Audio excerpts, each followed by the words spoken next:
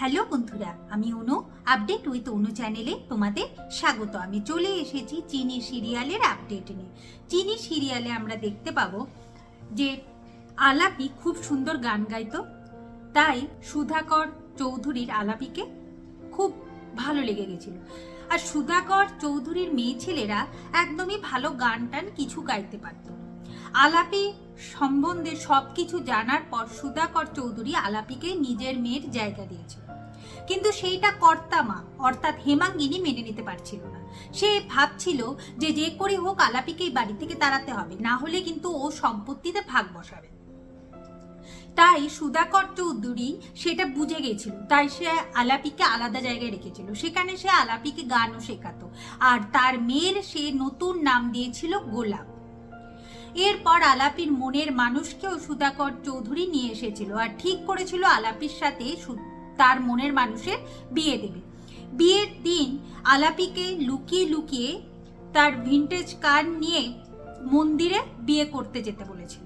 আলাপি সুধাকর চক্রবর্তীর কথা অনুযায়ী তার দেওয়া শাড়ি গয়না পরে আর ওই বিদেশি গাড়ি চালিয়ে সে মন্দির যাবে বলে ঠিক করেছিল, কিন্তু সেই গাড়িটা মন্দিরে আর পৌঁছায়নি।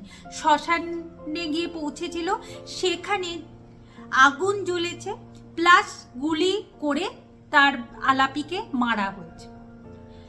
এটা চিনি নিজের মুখে স্বীকার করে, আর এটাও বলে যে তার নকল মা মানে সারদা মা একটা ফটো দিয়েছে। সেই ফটোটা দেখিয়ে বলেছে যে এইটাই হলো চৌধুরীদের বাড়ি, আর এই বাড়িতেই কর্তা মা আছে। চিনির মাকে যে মেরে ফেলেছে সে হলো এই কর্তা মা। তোকে প্রতিশোধ নিতেই হবে, বড় হয়ে তোকে সেখানে ফিরতে হবে। এটা শুধু সারদা মা নয়, সুধাকর চৌধুরীও চিনিকে বলে গেছে। এরপর ধীরে ধীরে তার নকল মা মারা যায়। এইটা বলার পর চিনির ভয় পেয়ে উঠে যায় ঘুম থেকে, আর বলে যে আমি কেন স্বপ্ন দেখছিলাম সেটা আমি পুরোপুরি বুঝে গেছি, আর আমি এরকম স্বপ্ন দেখব না। আর কোথায় কর্তা মা থাকে আর কাদের ওপর প্রতিশোধ নিতে হবে সেটাও আমি খুব ভালো করে বুঝে গেছি ম্যাডাম। এখন প্লাবনী জানার ইচ্ছা যে ওই চৌধুরী বাড়িটা কলকাতার কোথায়। এখন চিনি বলে আমি যে বাড়িটায় থাকি সেই বাড়ি হলো চৌধুরী বাড়ি, আর কর্তা মা হলো এই ছোট মালিকের ঠাকুমা। তবে আমি চাই না এই সব কিছু ছোট মালিক জানো, তাহলে উনি খুব কষ্ট পাবে, কারণ ছোট মালিক সত্যিকারই খুব ভালো মানুষ। আপনি দয়া করে এই সব কথা ছোট মালিককে জানাবেন না। ডক্টর চিনির কথা রাখে আর বলে যে চিনি সত্যিকারই খুব স্পেশাল পার্সন। এরপর বাইরে গিয়ে ডক্টর দ্রোণের কাছে সত্যিটা বলে না, শুধু এইটা বলে যে চিনি আর কোনো সময় এইসব দুঃস্বপ্ন দেখবে না।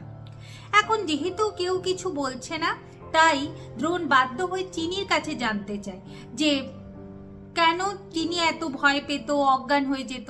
চিনি বলে ছোটবেলায় না আমি একটা ভয়ের সিনেমা দেখেছিলাম, সেই জন্যে আমার এই সব হতো, আর হবে না ছোট মালিক, আপনার চিন্তার কিছু নেই। অন্যদিকে দেখা যাচ্ছে বাড়িতে এখন প্ল্যান চলছে যে কিভাবে চিনিকে এই বাড়ি থেকে তাড়ানো যায়। এখন তো দেখা যাচ্ছে যে হেমাঙ্গিনীর বর্দি ফিরে এসেছে, সে বাবা বিশ্বনাথের প্রসাদ দিচ্ছে সবাইকে। অন্তরাকে প্রসাদ দিয়ে বলতে থাকে তুমি যে দ্রোণের সাথে চিনির বিয়ে দিতে চাইছো, নিজের ছেলের জীবনটা কেন নষ্ট করতে চাইছো একটা পাগল মেয়ের সাথে বিয়ে দিয়ে, তুমি এটা মোটেও ঠিক করছো না। এখন চিনিকে নিয়ে নানান কথা যখন হতে থাকে তখন দ্রোণ চিনিকে নিয়ে বাড়িতে এন্ট্রি নেয় আর বলে কিনা চিনি ওই রকম স্বপ্ন আর কোনো দিন দেখবে না। এখন সবার মনে একটাই প্রশ্ন যে এত গ্যারেন্টি দিয়ে কি করে চিনি দ্রোণ বলছে যে চিনি এই স্বপ্ন দেখবে না। চিনি বলে যেটা অতীতে হয়ে গেছে সেটা কি আর কোনোদিন ভবিষ্যতে হবে নাকি যে আমি আর স্বপ্নগুলো দেখব। দিয়ে কেন স্বপ্নটা দেখতো সেটা সবার জানার তো কৌতূহল আছে। চিনি তখন বলে এক বড়লোক বাড়ি থেকে একটা মেয়ে একদিন ভিনটেজ কারে বিয়ের বেশে বেরিয়েছিল। তার মন্দিরে যাওয়ার কথা ছিল, কিন্তু সে মন্দিরে যায়নি, পৌঁছেছিল শ্মশানে। সেখানে গাড়িতে আগুন ধরে যায়, সে তো পুড়েও যায়, প্লাস গুলি করে ওই মেয়েটাকে মারা হয়। কি আপনারা বুঝি এটা জানেন না?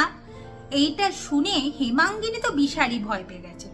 দিয়ে দ্রোণের পিসি ঠাম্মি বলতে যাচ্ছে যে এই ঘটনাটা তো আগে চৌধুরী বাড়িতে ঘটেছিল, কিন্তু হেমাঙ্গিনী বাধা দেওয়ায় বলতে পারে না।